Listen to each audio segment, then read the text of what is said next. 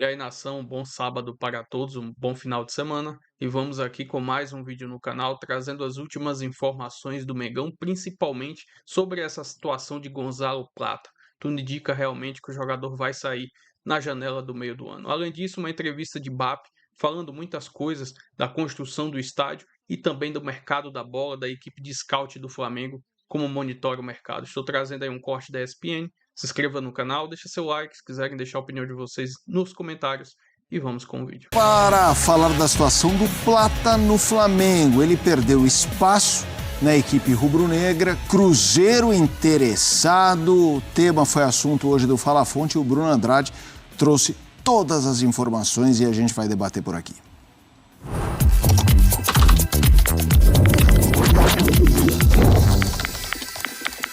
Sobre o Gonzalo Plata, o Cruzeiro fez uma abordagem, pegou o telefone, ligou para o Flamengo, porque não custa lembrar, ontem nós falamos bastante sobre o Plata, que Leonardo Jardim não morre de amores, que Leonardo Jardim quer a sua saída no meio do ano, desde que chegue o jogador para repor a sua saída, mas que até lá não vai deixar o jogador cair, vai tentar aproveitá-lo ao máximo, mas no meio do ano as portas da Gávea, as portas do CT do Ninho do Urubu estão abertas para a saída do Plata.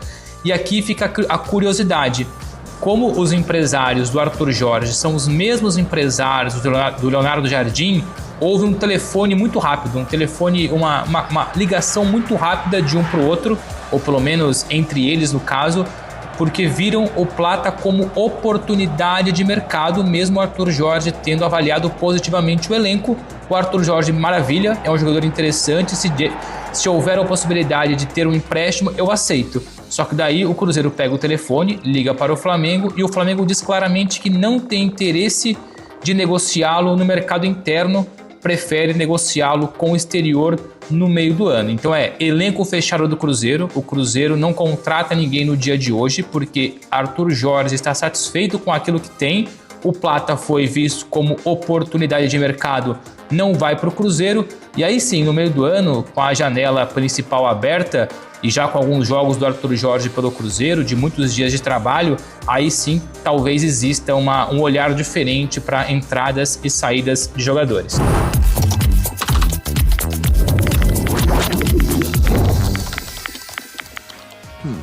Vamos lá, a gente vai debater aqui no Sport Center a situação do Plata, mas antes vamos colocar aqui no nosso monitor os números do Plata em 2026. Ele tem apenas 11 jogos na temporada, 7 como titular, 54 minutos por partida, fez apenas um gol. Situação do Plata, era um cara muito...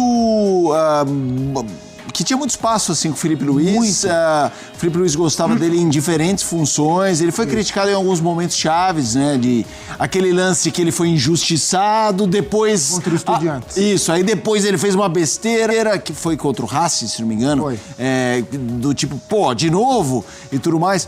Quero te ouvir, Zupac, sobre esse contexto dele rubro-negro, o interesse do Cruzeiro. O que aconteceu com o homem? O que leva o Plata a deixar o Flamengo, não agora, mas em breve, né, como disse o Bruno Andrade, não é nem muito o campo, é o comportamento, né? O Plata, segundo relatos, não estava se comportando da forma que o Leonardo Jardim achava que um atleta profissional deveria se comportar. Alguns abusos, alguns excessos, um nível de comprometimento mais baixo. O extracampo do Plata é o que fez o Jardim abrir mão do jogador assim que chegou ao Flamengo. O que chama a atenção nesse caso é que, e eu não sei exatamente quais foram os excessos do Plata, a gente sempre imagina, umas noitadas, mas eu não sei os casos especificamente, é que esse comportamento para o Felipe Luiz estava tudo bem, a entrega do Plata em campo supria, e para o Leonardo Jardim não dá para trabalhar com ele. Então há uma mudança de olhar, né? O Plata não mudou, o que mudou foi a comissão técnica e a mudança de olhar para o comportamento do jogador. Isso lembra um pouco aquilo que o Boto falou, que o próprio BAP falou em conversas de bastidores, de que os jogadores não estavam aproveitando a liberdade que o Felipe Luiz dava como comissão técnica. A gente lembra que o Jardim chegou no Cruzeiro e já barrou o Dudu, já barrou o Gabigol, né? Ele é um técnico com uma linha um pouco mais dura, a corda um pouco mais esticada e já tirou o Plata de circulação. Olhando pelo viés do Cruzeiro, que acabou de contratar um técnico, se pudesse ter o Gonzalo Plata por empréstimo, eu acho que seria um bom negócio.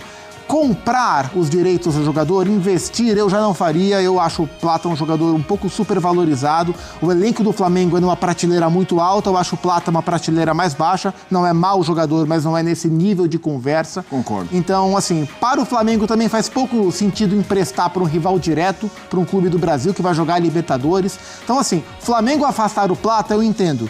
O Cruzeiro tentar contratá-lo por empréstimo, eu entendo. O Flamengo dizer não, eu também entendo. Agora, a questão é que vai ficar com o jogador até o meio do ano, aparentemente parado ou pouco utilizado, se bem que o meio do ano também está logo ali, o ano passa muito rápido, a gente já está quase em abril, mas o Plata vai ter que buscar outro destino.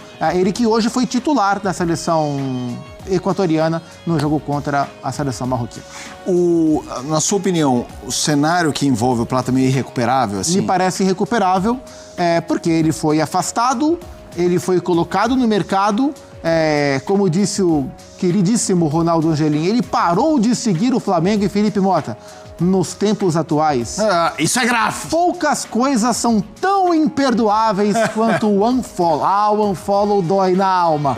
E ele deu unfollow na nação. Aí ele tá procurando sarna para se coçar. Exatamente. Vamos lá, a gente segue falando do Flamengo. O presidente, o BAP, o Luiz Eduardo Batista, deu entrevista à Flá TV falando sobre vários assuntos. Estádio, né? O estádio foi assunto esse começo do trabalho do Jardim, entre outras coisas. Vamos ouvir BAP. O sucesso do Flamengo fez com que a gente virasse refém desse sucesso. Então, ninguém aceita nada que não seja ganhar por goleada e jogando muito bem. A gente está num momento bom agora.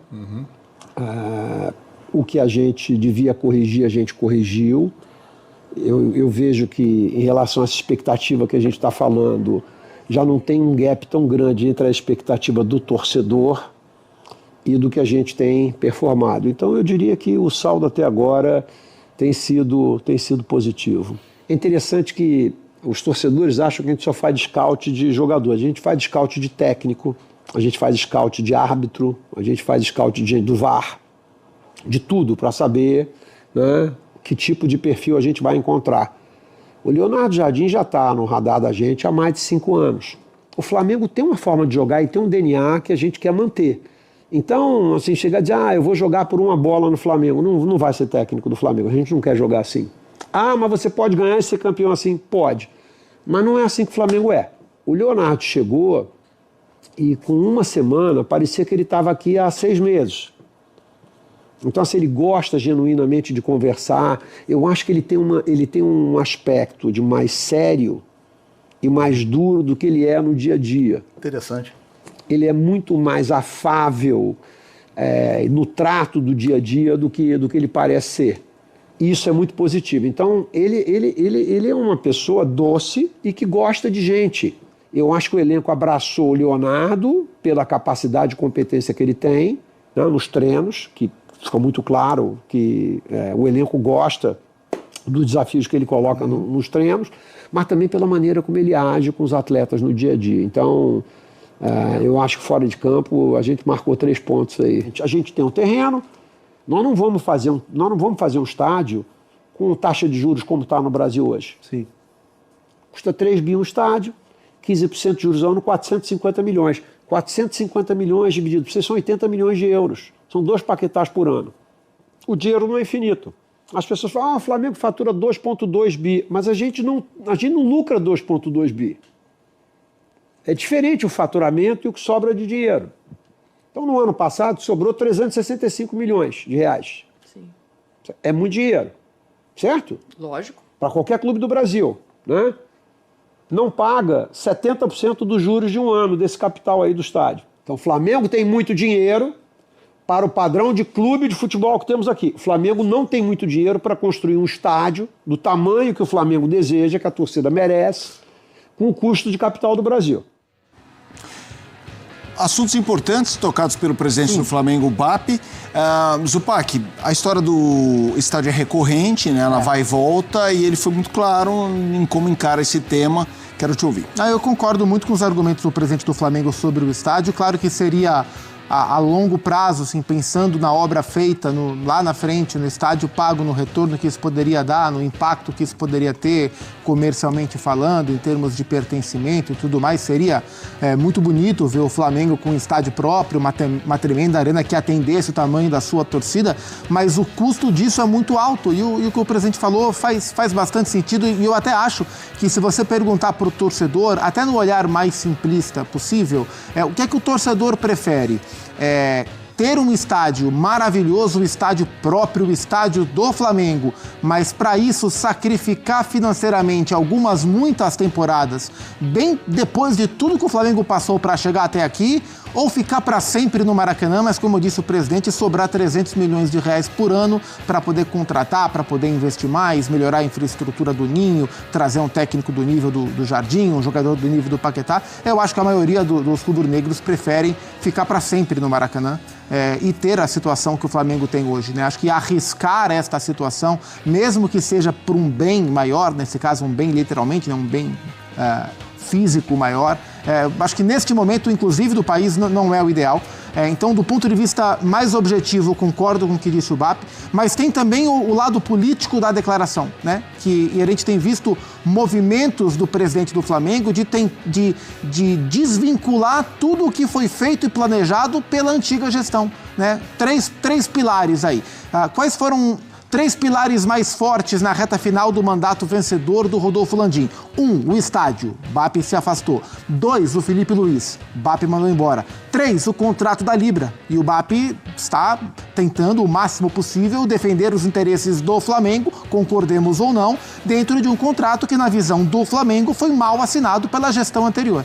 Então eu concordo com a visão do presidente a respeito do estádio, não acho que seja uma necessidade do Flamengo para agora. O Flamengo tem que surfar na onda da sua brilhante administração do ponto de vista financeiro, mas tem também um viés político, que é uma separação dos pilares defendidos e, aparentemente, que são de discordância entre a gestão atual e o mandato que terminou no ano retrasado do Rodolfo Landim. Um jornalista também que cobre o Flamengo e tal, ele falou o seguinte, o Plata estava... algumas pessoas que cobrem Flamengo receberam mensagens do Gonçalo Plata, tá?